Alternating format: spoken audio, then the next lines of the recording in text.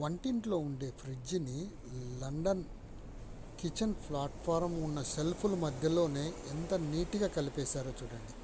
ఇదే fridge door ఇంత చిన్నగా ఉండడం ఆశ్చర్యం అనిపించి ఓపెన్ చేసి చూస్తే యాక్చువల్గా అది డోర్ కాదు, ఫ్రిడ్జ్ డోరు లోపలుంది. ఈ ఫ్రిడ్జ్ డోర్కి ఈ డోర్ని అతికిచ్చారు. సో దీన్ని పట్టుకొని లాగితే ఫ్రిడ్జ్ డోర్ ఓపెన్ అవుతుంది. అలా ఎంతో నీట్గా ఫ్రిడ్జ్ని మనకి ఫర్నిచర్లో వంటింటి వార్డ్రోబ్లోనే కలిసిపోయేటట్టు నీట్గా సెట్ చేసేసాడు. అలాగే కింద ఫ్రీజర్ డోర్ కూడా అలాగే ఉంది.